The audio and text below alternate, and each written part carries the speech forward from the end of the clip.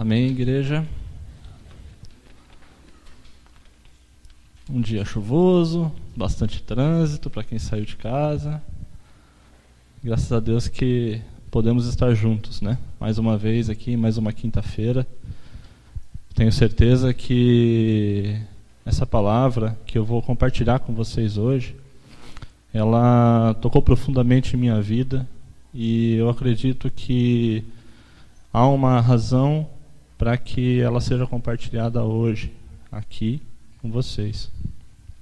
Essa palavra, ela é um sermão de um americano. Ele trouxe essa palavra há uns 40 anos atrás. E é o Bruce Wilkinson.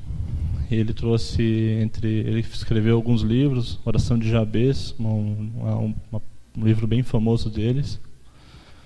E em cima dele eu acho que a mensagem ela é bem importante, principalmente quando a gente considera isso aqui escrito aqui atrás.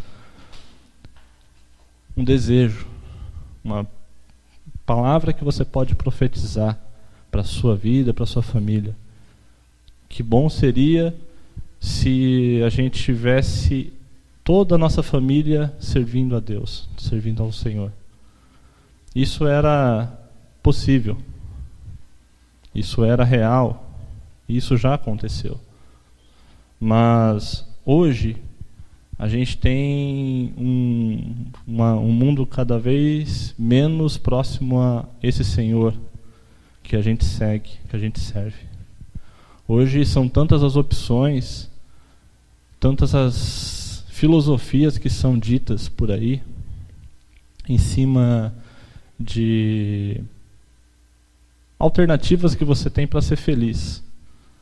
Ou uma religião, ou uma atração por você mesmo, um ego exacerbado, aquela coisa que te eleva acima de Deus, ou te coloca no lugar dele, um lugar que a gente nunca deve ocupar.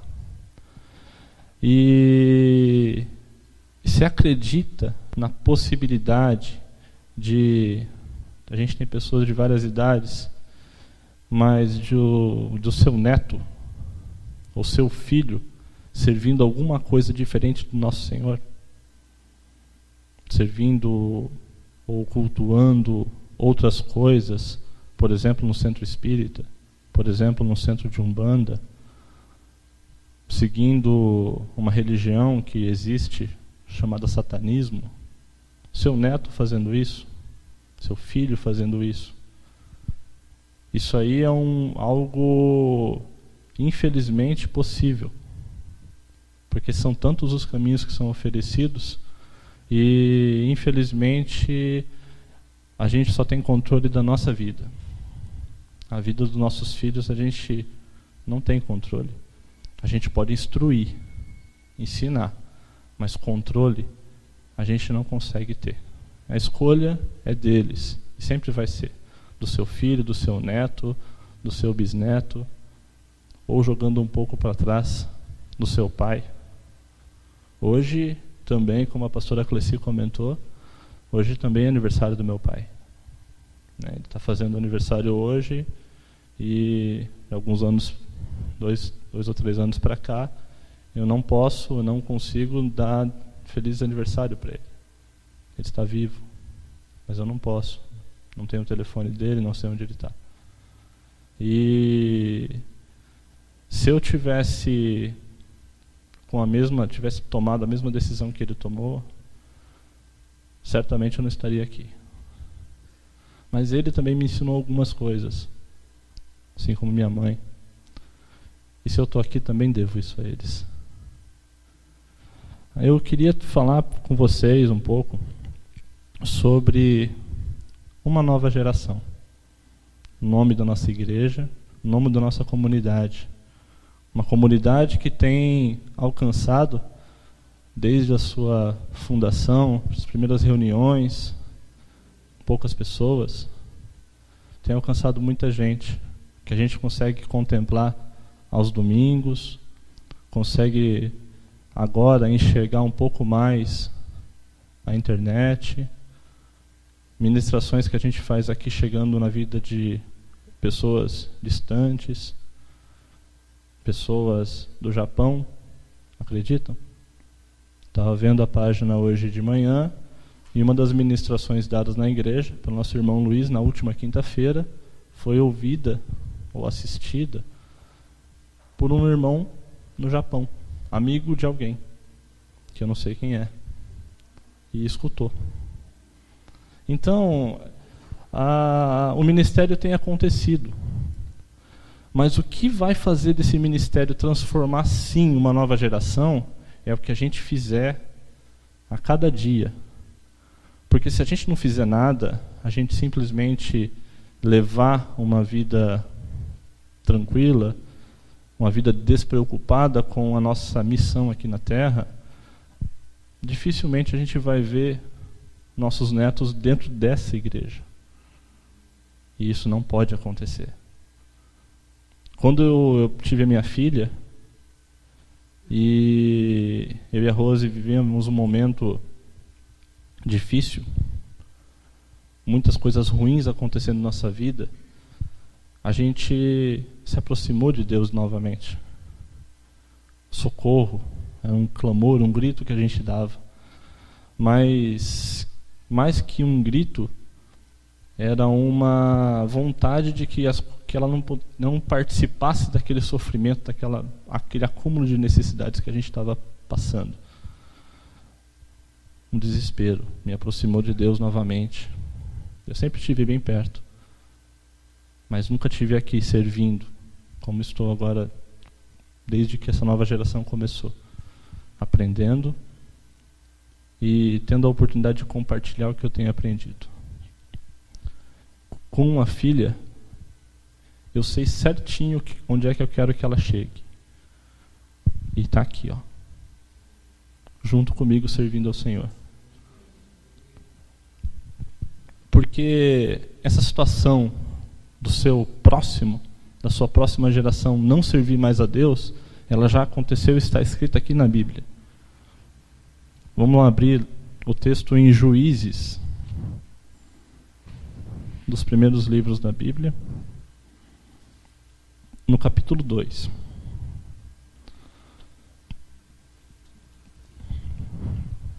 Aqui vai contar um pouco daquele povo que estava prestes a entrar na Terra Prometida, depois de um tempo escravo, distante, em outro lugar. Aqui, junto com Moisés, depois com Josué, o povo estava ocupando a terra de Canaã. Vamos ler a partir do versículo 6, um pouco da história, depois a gente retoma. Então Josué se despede do povo, e os filhos de Israel partiram, cada qual para a sua herança, a fim de ocupar a terra. O povo de Israel serviu a Deus, o Senhor, enquanto Josué viveu. Depois que ele faleceu, eles ainda não continuaram a servir o Senhor durante toda a vida dos anciões. Os líderes do povo que sobreviveram a Josué e que conheceram todas as grandes obras que Javé fizera pelo povo de Israel, Josué, filho de Num, servo de Javé, o Senhor, morreu com idade de 110 anos. Foi sepultado na terra da sua herança em Tinamar-Heres, região montanhosa de Efraim, ao norte do Monte Gás. Depois que toda aquela geração morreu e foi reunida a seus antepassados, surgiu uma nova geração que se esqueceu do Senhor e das orientações e dos grandes feitos do Senhor e em benefício do povo de Israel. Então os filhos de Israel fizeram o que era mal aos olhos do Senhor e prestaram culto e serviço aos Baalins. Abandonaram Javé, o Deus de seus pais, que os tinha feito sair da terra do Egito, e passaram a servir e adorar vários deuses, cultuados pelos povos ao seu redor, provocando a ira do Eterno.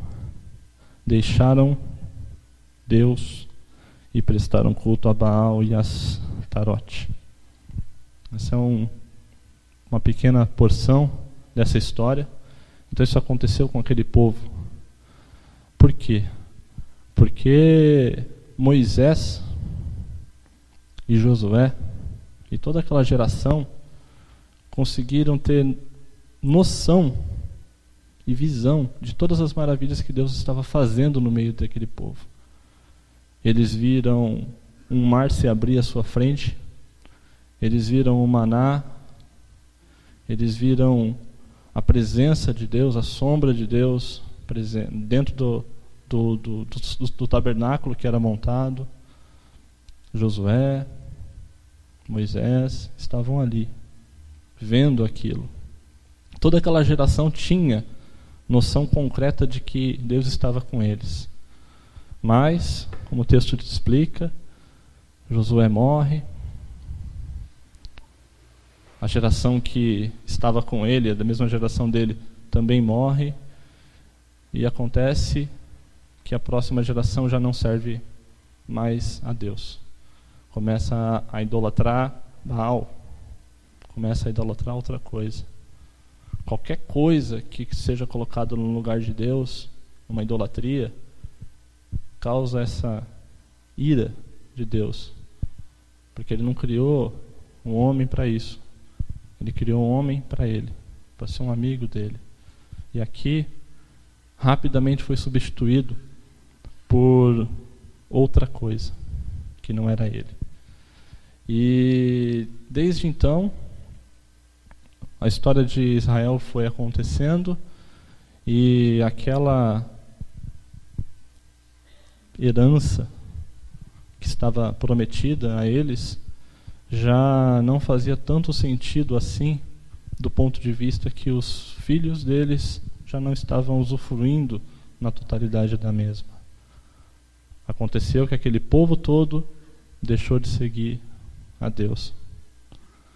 E o que a gente entende dessa história é que isso pode estar acontecendo e talvez tenha acontecido na nossa família.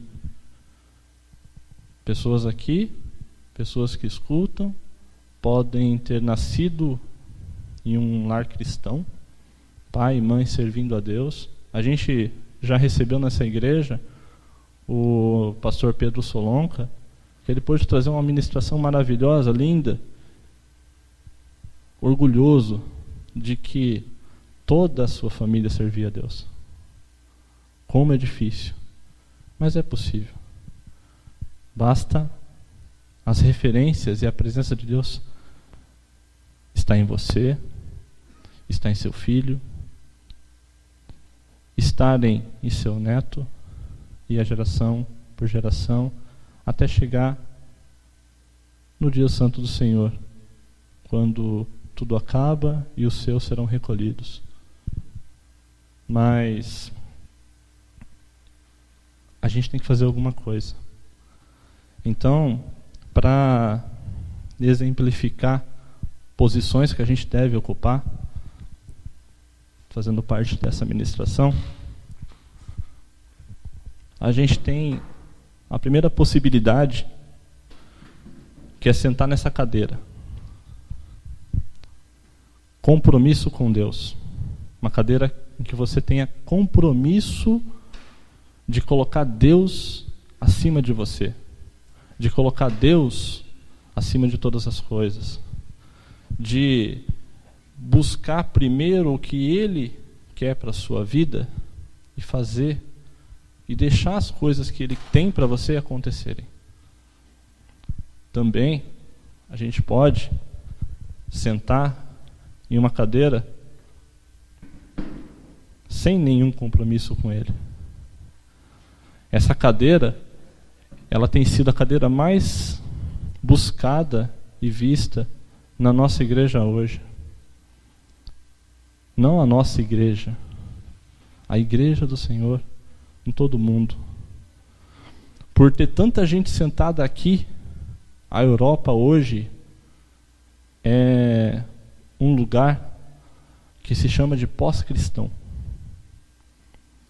Um lugar em que Cristo já passou. que o avivamento que aconteceu lá já perdeu tanta força que é difícil até você encontrar um templo sério lá na Europa para servir ao Senhor. E a outra cadeira é aquela cadeira do desespero, a cadeira da crise, a cadeira daquele pessoal que coloca primeiro ele, eu, e depois de mim, eu de novo, e depois de mim, novamente eu. Tudo gira em torno de um ser, você. É a cadeira da crise da identidade, da crise daquilo que você é. Você já não acredita mais em nada. Tudo você já ouviu, a sua vida não está feliz, você tenta colocar um monte de coisa para adornar você. E sentar nessa cadeira chamada crise. E viver uma vida sem Deus. Aqui Deus até ainda está presente. Você não tem compromisso com Ele. Primeiro você, depois Ele. Mas Ele ainda está presente. Mas aquela cadeira Deus não está. A pessoa que está ali, ela já tirou Deus dali. Colocou alguma coisa no lugar. Colocou dinheiro, colocou prazeres, colocou mentiras, colocou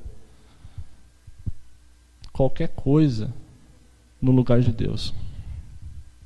E aí a gente passa a pensar em alguns homens na Bíblia que sentaram em cada uma dessas cadeiras.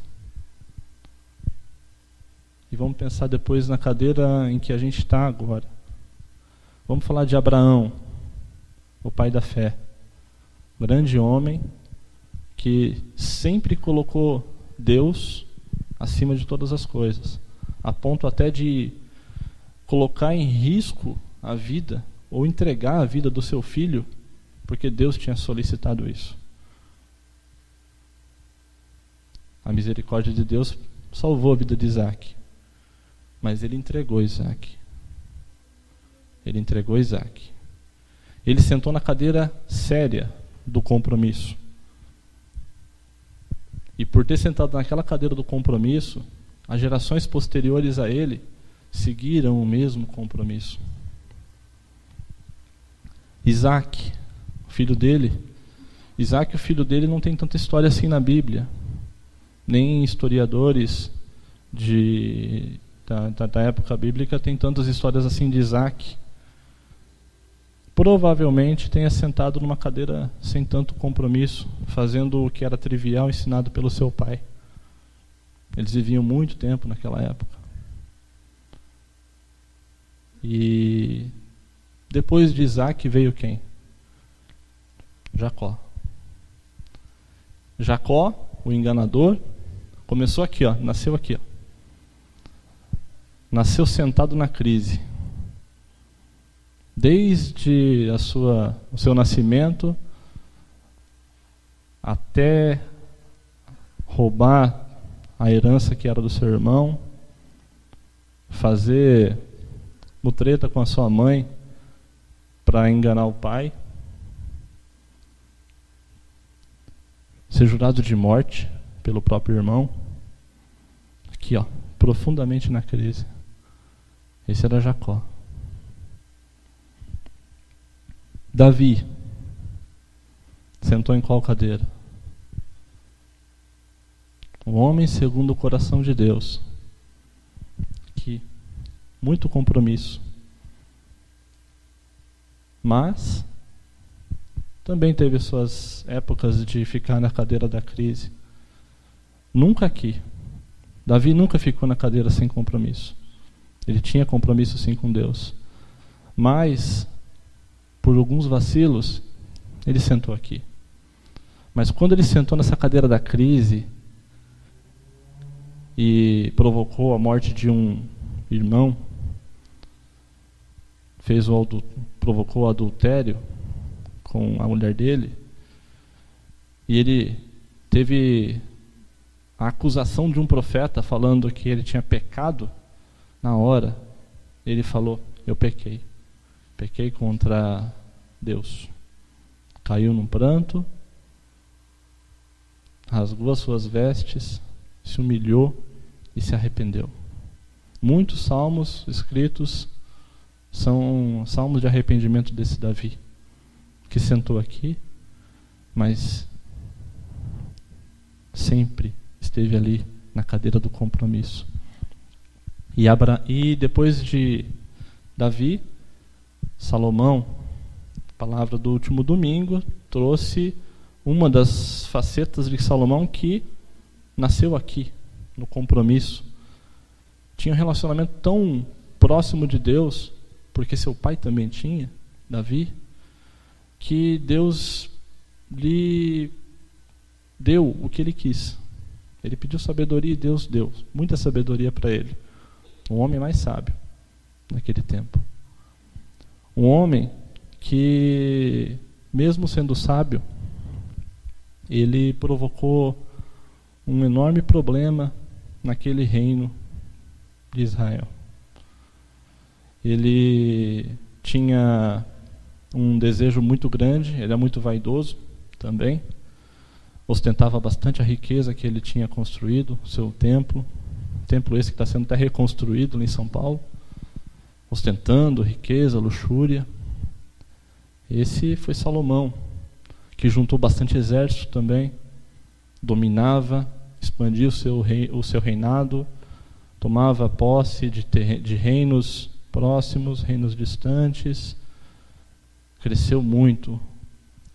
Israel ficou poderosa durante a sua passagem. Mas ele também tinha um outro problema, além dessa vaidade, além dessa busca por um crescimento, ostentação de uma riqueza. Ele tinha uma queda por mulheres também. E teve muitas mulheres. Tentei achar exatamente onde é que estava essa passagem. Está em 2 Reis 10, 11. Diz ali 300 mulheres. Alguns historiadores falam para mais de 1000 mulheres, esposas de Salomão. E assim, com tantas mulheres, ele caiu e veio para cá, para a crise, e afundou todo o seu reino nessa mesma crise. Ele, depois de apelos e pedidos das mulheres que ele tinha, cedeu parte da sua riqueza para que templos pagãos fossem construídos até mesmo ali dentro de Israel. E ajudou muito, contribuiu muito para que muitos ficassem na crise naquele povo, inclusive ele. Morreu talvez aqui, sentado na crise. Seu filho, Roboão, continuou a tragédia que Salomão provocou, dividindo o reino em 12 tribos, separando o povo, criando dentro do mesmo povo discriminação, separação de classe, norte, sul. E assim aconteceu. Crise. Aqui, no compromisso, o Novo Testamento chama de pessoas espirituais, pessoas que conversam com Deus com oração, em espírito e em verdade. Senta aqui nessa cadeira do compromisso. Sem compromisso, são pessoas carnais, pessoas que falam: a carne é fraca, a carne é fraca, a carne é fraca, e não se atenta que a gente tem que lutar contra essa carne, e que não tem que elevar o poder que a carne tem, e sim elevar o poder que o Espírito tem. E aqui, o povo natural, o povo do pecado, o povo de Adão. Naturalmente a gente peca, naturalmente a gente fica em crise. Lá em Apocalipse, sem compromisso, é o morno. Com compromisso, pessoa quente, pessoa que é espiritual, pessoa natural, pessoa em crise, é uma pessoa fria. E em cima dessas cadeiras, possibilidades que a gente tem para sentar, a gente tem visto e tem presenciado a igreja aqui no Brasil que pouco busca a cadeira do compromisso.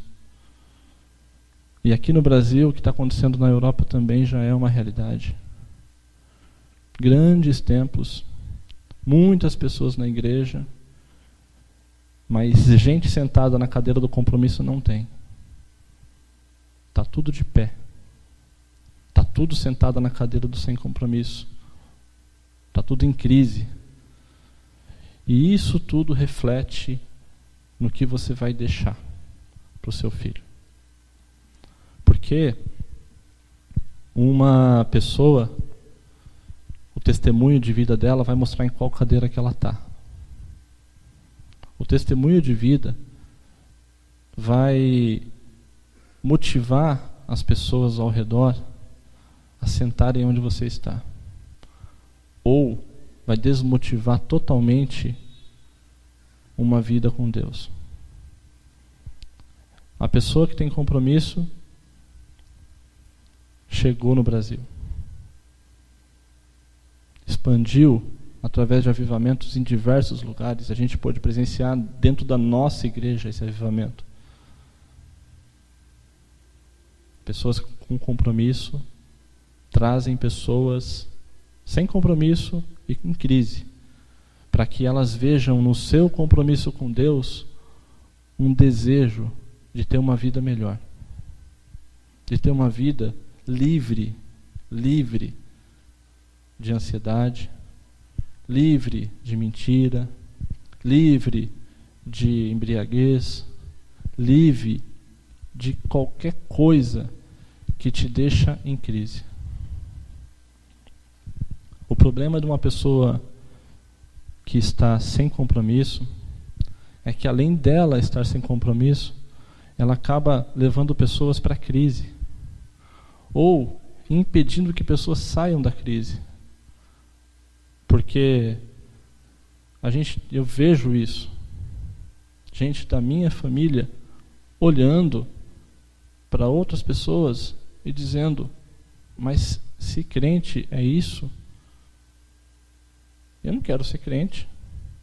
Se cristão é isso aí, não, então está alguma coisa errada. Acontece. Eu via isso quando era criança. Na igreja que eu frequentava, não entendia porque as pessoas eram daquele jeito. E eu não me via também sentado em nenhum desses lugares. Eu achava que eu tinha compromisso, mas eu era esse aqui, ó, morno. Ora tinha, ora não tinha. Casei assim. Ora era compromissado, não era compromissado mais. Mas quando eu vi a minha filha nascer, eu sabia que eu tinha que ter compromisso. Quando a gente se aproxima de pessoas que a gente ama mesmo, a gente deseja o bem delas. E quando a gente deseja o bem delas, a gente tem que ficar sentado na cadeira do compromisso, para que essas pessoas vejam o teu compromisso com Deus e desejam também seguir ao Senhor, servir esse Deus, se afastar da crise. Porque o que a gente infelizmente vê é que pessoas que fingem ser uma coisa que não são, mostram-se as suas verdadeiras faces para as pessoas que estão em crise. E elas nunca saem dessa crise. Aqui, a ideia de que vale mais uma desobediência íntegra. A pessoa, ela é desobediente. Ela não acredita em Deus. Ela não acredita em nada. Ela vive a vida por ela. Ela é desobediente da palavra de Deus. Mais vale que esse ainda a gente consegue aproximar a luz da palavra e essa pessoa enxergar Cristo na palavra e essa pessoa se libertar desse ego exacerbado, do que a pessoa que ela tem uma obediência hipócrita, que ela tem aquela obediência que infelizmente é só para pessoas daqui de dentro verem, para as pessoas de dentro das igrejas verem. Porque essa pessoa chega em casa, o filho já não vem para a igreja, essa pessoa chega em casa e aquela mãe, aquele pai continua a mesma coisa. Continua enganando, continua fazendo coisas que ofendem ao Deus que ele serve, obedece para os outros verem. Mas quem vê as pessoas de fato não vê ninguém obedecendo. Uma pessoa sem compromisso não leva ninguém a ter compromisso. Uma pessoa sem compromisso leva outras pessoas para a crise. É a vida em cima de uma fantasia. A vida contra Deus. Municiando as pessoas em crise a continuarem nessa mesma crise. A gente tem que ter desejo, gente, de sentar num compromisso sério com Deus. Eu já trouxe outras ministrações, o Luiz também trouxe, várias pessoas vêm trazido nessa igreja palavras chamando a atenção sobre o lugar que a gente tem que sentar. Deus não está fazendo isso porque Ele simplesmente acha que a gente não está ouvindo Ele. Não. Mesmo que uma pessoa ouça, essa pessoa é importantíssima para Deus. Mas as palavras estão sendo dadas porque o povo precisa ouvir e precisam ter vontade de seguir e sentar na cadeira do compromisso. A gente não pode aceitar que podemos ser uma nova geração igual aquela nova geração citada na palavra agora que eu disse para vocês. Uma nova geração nova, mas que era nova em cima de uma geração que acreditava e tinha Deus na cadeira correta. Virou uma nova geração em crise. A nossa ideia, a ideia que Deus colocou no nosso coração, é que a gente enxergue que a gente está saindo de uma geração em crise, indo em direção a uma geração com compromisso. Ontem tive um fórum para responder no meu curso de teologia e lá falava sobre a teologia prática. Lá falava sobre o sentido da teologia prática, afirmando que ela é, ao mesmo tempo que remota, é urgente. O que isso significa? Que o cristianismo real e verdadeiro, de olhar pelos pobres, pelos oprimidos, olhar pelos pobres de espírito, pelos pobres que são donos de empresa, pelos pobres que a gente enfrenta e confronta todos os dias em nossas vidas.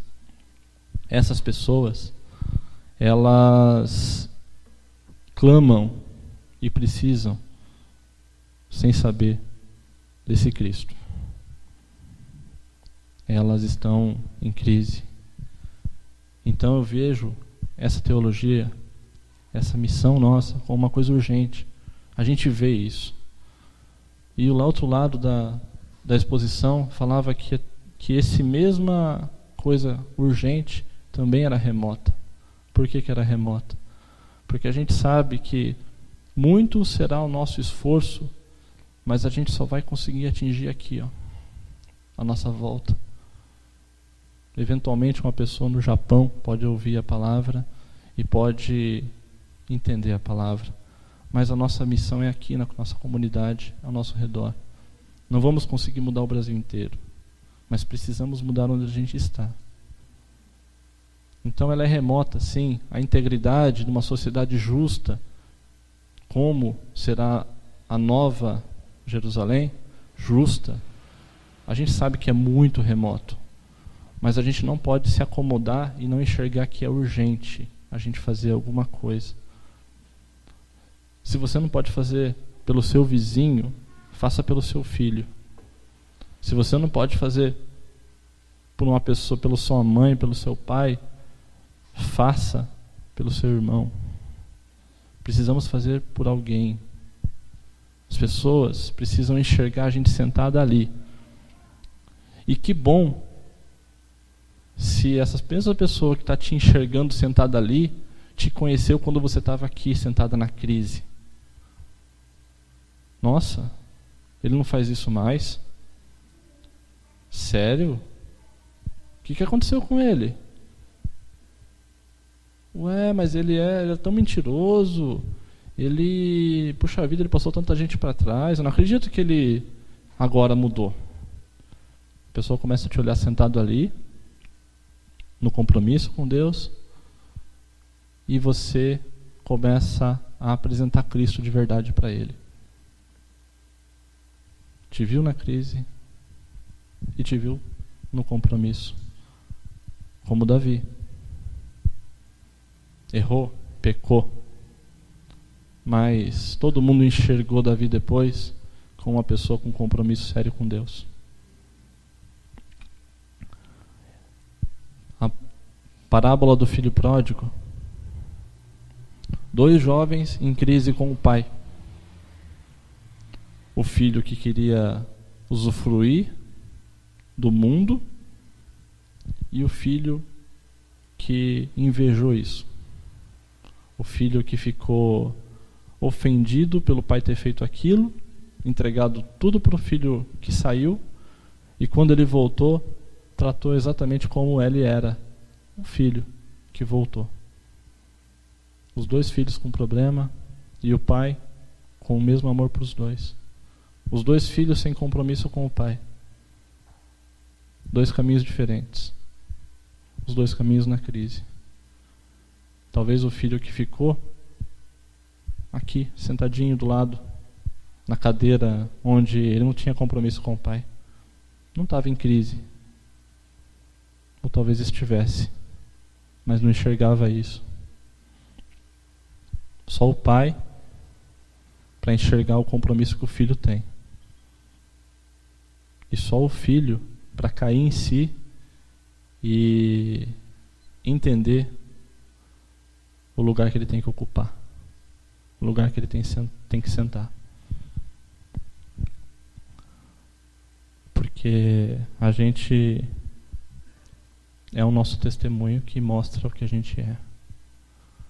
Infelizmente, a gente não tem uma referência de Cristo vivo, real, encarnado ao nosso lado, para a gente falar assim: esse é o meu modelo. Vejam, este é o modelo que eu sigo. Não temos Jesus encarnado, mas temos Jesus aí, aqui, em nosso coração, querendo que a gente mude, querendo que a gente melhore, querendo que a gente sente na cadeira do compromisso e fique firmado nessa cadeira do compromisso, para que cada vez a gente tenha a vida transformada e cada vez a gente seja visto, principalmente em nossas casas, de que ter um compromisso com Deus faz toda a diferença na nossa vida. Ter um compromisso com Deus faz diferença. Só com Deus faz diferença. E a gente tem que pensar naqueles problemas que a gente tem, aquela acidez, aquela murmuração, aquelas fofocas, aquelas rodinhas de bate-papo sem nenhuma intenção, mas repleta de intenções. É isso, essas atitudes pequenas, que nossos filhos veem, que o nosso amigo do serviço vê. Uma vida sem muita mudança, uma vida sem compromisso com Deus. Ora tem, ora não tem. A gente tem que se preocupar na nossa igreja, nesse corpo de Cristo que está espalhado no mundo todo, em buscar pessoas em crise, tirar essas pessoas da crise e fazer com que as pessoas que não têm mais compromisso, elas voltem a ter compromisso. Isso faz parte da grande comissão que Jesus invocou, que foi grande, que passou 2000 anos e ela chegou até nós. E ela tem que continuar sendo grande para que passe 2000 anos e ela continue nas gerações futuras, nas novas gerações que seguirão. Amém. Porque o que a gente vê, infelizmente, nem sempre é aquilo que a gente quer a realidade. Porque às vezes, vendo a minha própria vida, como eu gostaria de mudar algumas coisas ainda nela. Algumas não. Quase todas. Porque quando a gente se olha no espelho e vê o que a gente ainda é, a gente chora por isso. A gente clama pela mudança. E meu maior medo é que essas pequenas coisas que juntas fazem de mim um homem pecador sejam mais relevantes do que as outras pequenas coisas que eu já mudei e que eu tento mudar todos os dias para levar e compartilhar a palavra de Deus com outras pessoas. Porque eu quero que minha filha me veja sempre sentado no compromisso. Ela pode me ver os meus defeitos. E vai ver os meus defeitos. Talvez até veja meus defeitos com 4 anos. Mas que ela veja eu sentado na cadeira do compromisso sempre. Que eu possa me alegrar em ver o meus netos, vendo a minha filha com compromisso com Deus. E também se espelhando nela para terem também esse mesmo compromisso. Porque eu escutei uma palavra quando a minha esposa estava grávida,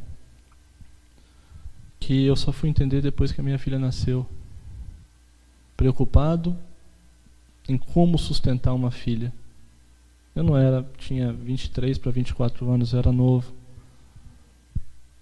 Preocupado porque é tanta violência, é caro manter um filho, tem escola, aquela história que a gente tenta colocar para impedir um sonho de Deus, que é que você tenha uma flecha na sua mão, que é seu filho, e você lance essa flecha. Esse é o sonho de Deus para a vida das pessoas, dos casais. E hoje a gente escuta. Não vale a pena. Eu também pensava assim. Mas a minha esposa já tinha engravidado, eu tinha vontade de ter filho. A médica da minha esposa falou: se a gente não frutificar a nossa terra com os nossos, logo essa terra não será nunca mais nossa. Se não for nossa a semente que vai governar o mundo depois de nós, a semente que vai governar vai ser outra. E o que hoje, a nossos olhos, parece tão ruim, tão violento, tão perigoso, vai se tornar muito pior se a gente não colocar a nossa semente. Se a gente não levar o nosso filho nos vendo naquela cadeira do compromisso. Porque também não adianta ele simplesmente nascer num bercinho cristão, nascer com um pai e uma mãe cristão, mas se o pai e a mãe estão sentados nas cadeiras da crise e na cadeira do sem compromisso. Porque essa geração não firma. Essa criança, ela vai entrar na salinha do cultinho, vai receber uma palavra das professoras e vai chegar em casa e essa palavra não vai ser regada, essa semente não vai gerar vida. E vai crescer mais uma criança que vai virar um adulto sem compromisso ou em crise, servindo a outros deuses, como disse no começo. Quando Jacó estava na profunda crise, ele tomou uma decisão. Ele queria conhecer aquele Deus de Abraão, seu avô. E ele foi ao encontro dele. Lutou para sentar naquela cadeira. Não foi fácil para ele sentar na cadeira do compromisso. Ele teve que lutar. Não é fácil a gente ficar sentado na cadeira do compromisso. Porque todos os dias a gente vai talvez levantar dela e talvez voltar para a crise. Mas lute, porque aquela cadeira é uma cadeira que vai subir. É uma cadeira em que Jesus vai cuidar. É uma cadeira que quando a gente ceia, é uma cadeira que Jesus deseja que todos sentem nela, em comunhão com Ele, com compromisso com Ele. Porque ceiar sentado em outras cadeiras, como Paulo diz em Coríntios, não é bom. Sentar em outra cadeira que não seja a cadeira do compromisso, na hora da ceia, na hora da comunhão, não é bom para o homem. Aquilo vai ser ruim para ele. E muito pior para o homem se ele estiver fazendo suas crias, a criação que Deus deu para ele cuidar, também sentar nessas cadeiras.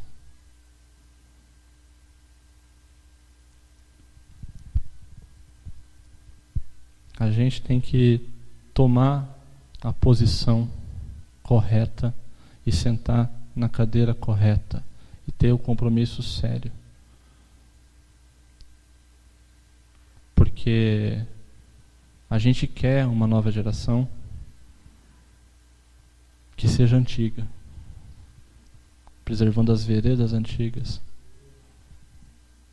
Porque uma nova geração igual a essa, depois de Moisés e depois de Josué, é uma geração que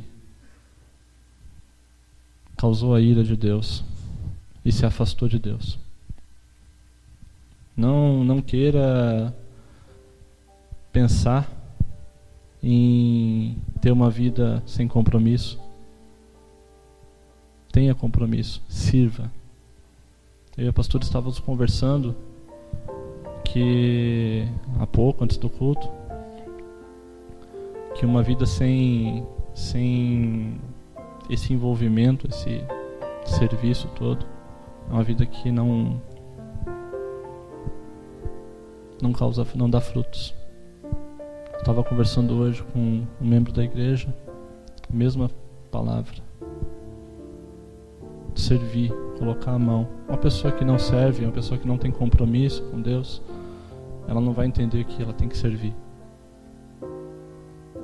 Ela não vai entender que ela tem que ser sim a luz nesse mundo.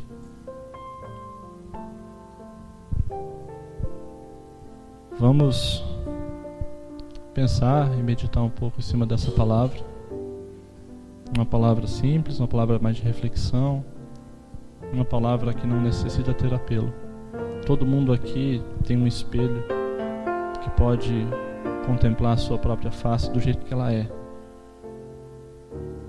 Todo mundo aqui tem pessoas que amam vocês e que vocês as amam e que te veem como uma referência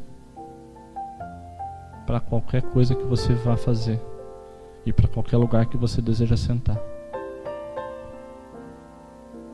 Vamos juntos formar essa nova geração com compromisso sério com Deus e cuidar para que a gente tenha uma cadeira cheia de gente, uma igreja cheia de cadeiras ocupadas por pessoas. Isso tem acontecido, mas que as cadeiras sejam cadeiras escrito compromisso, porque isso transforma gerações. Isso muda cidades, muda comunidades. Isso faz com que a gente seja uma grande comissão que leva a boa nova para os outros. Amém, gente.